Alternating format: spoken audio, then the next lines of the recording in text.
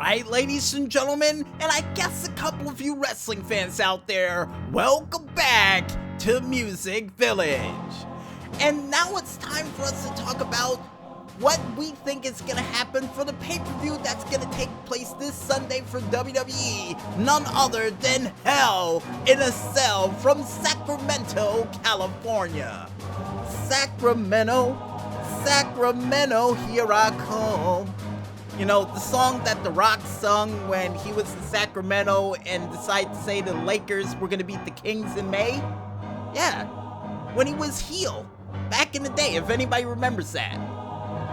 Well, either way, folks, it's time for us to go into the... Hold on, wait 1 second. How many matches? 3? You sure? Oh, well, folks, it's time for us to go into the 3 matches that were announced for the Hell in a Cell pay-per-view, and the reason I think that is because they're waiting to announce more after this Friday night SmackDown, but unfortunately for us, SmackDown airs immediately or a couple of hours after Music Village will go off the air, so we'll be a little late for the rest of the matches to be added on, if they're added on. And yeah, we'll just review these 3 matches in the most awkward way known possible. I don't even think they were ready to announce these matches in the first place. They should have did this weeks ago. Well, either way, folks, first match on the card is none other than Daniel Bryan and Roman Reigns going one-on-one against the Bludgeon Brothers themselves, Eric Rowan and Luke Harper.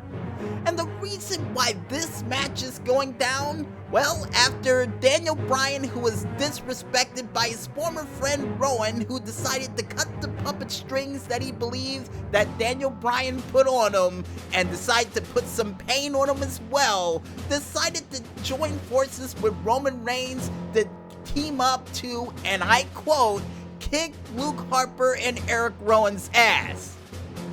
And with that said, who do I think is gonna win this match? Well, with the Bludgeon Brothers on a hot streak like no other, just tearing people apart, ripping apart announce tables, and even tearing apart barricades to destroy Roman Reigns and Daniel Bryan at a moment's notice, I'm gonna give it to the Yes Man and Roman Reigns. Now, the reason why I say this, folks, is because every single time their backs are against the wall in any form of troubling situation, they always seem to find a way to come out of it clean on the other side.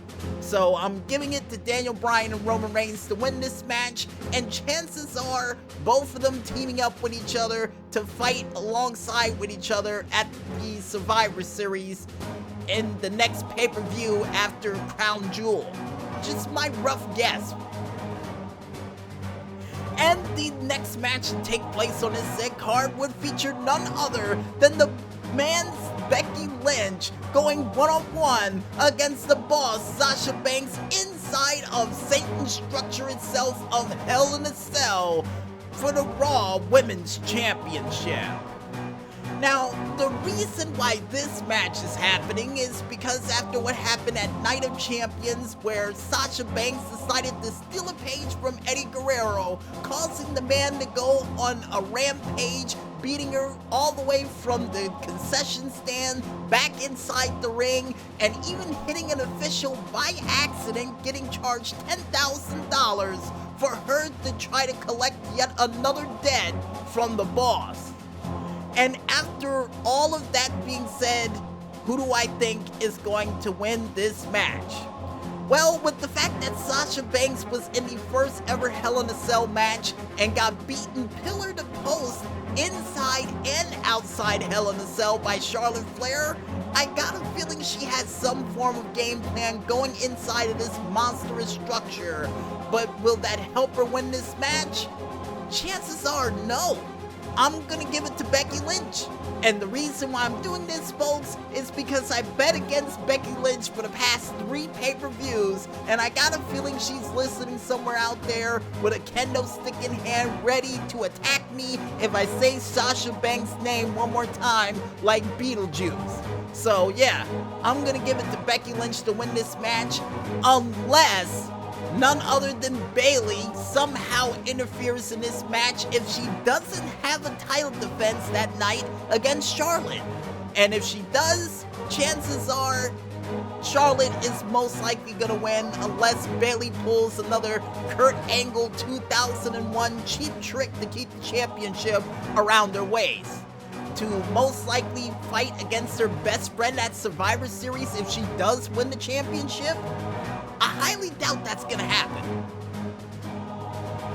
And the next match to take place on this said pay-per-view would feature none other than Seth Rollins going one-on-one against The Fiend inside Satan's structure for the Universal Studios of Orlando, Florida's championship. And the reason why this match is going down, folks, well, it's because Bray Wyatt, who's been speculated for the most amount of time with a whole bunch of Mr. Rogers sock puppets to go against the winner at Clash of Champions and would make his presence known every single week on the Firefly Funhouse by saying to not only Seth Rollins but Braun Strowman, "See you in hell," which means he was getting a title shot, but along the way would get revenge against a multitude of legends and current WWE superstars along the way, apparently making friends while he makes his way toward that Universal Studios of Orlando, Florida championship. And as of last week on Monday Night Raw, would once again apply the mandible claw to one Seth Rollins, taking him out once again. So with all of that out of the way, and with Seth Rollins still trying to persevere and overcome with his championship reign that's now in the 4th category, who do I think is going to end up winning this match? Well, unless Brock Lobster happens to tear the door off the cage once again, F5 everybody, and causing them to land in a heap on the ground, I have to give this match to none other than The Fiend, Bray Wyatt.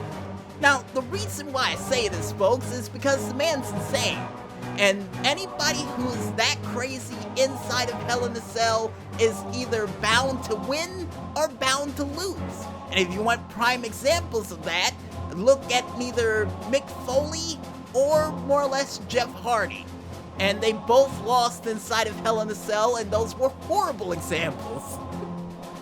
Okay, another example of somebody being insane. Dang, I can't even say Dean Ambrose. He lost inside Hell in a Cell too.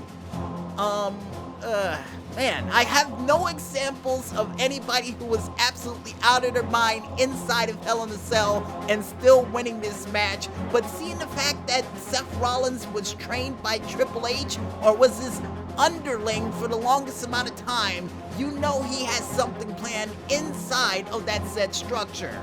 And not to mention the fact that Bray Wyatt and Seth Rollins have been inside of Hell in a Cell before, but Seth Rollins being in it for the 3rd time and Bray only his 2nd time inside of the structure, but with Bray with that quick draw McGraw, El Kabong sort of identity crisis working for him inside of this structure, he could be damn near unstoppable inside of this structure. So, like I said before, still giving it to Bray Wyatt, but who knows?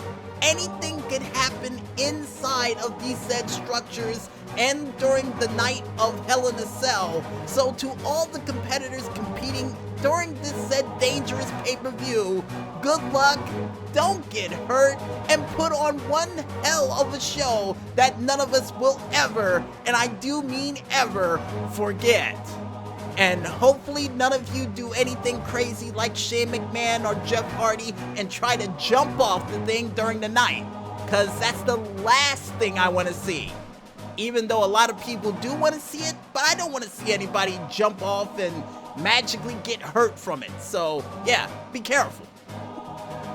And with that said, folks, I think it's time for us to head back into the music, and when we return, we'll be back with the season premiere of the DJ Smokey's Tales from the Disc right after this. So don't go anywhere just yet, folks, and stay tuned.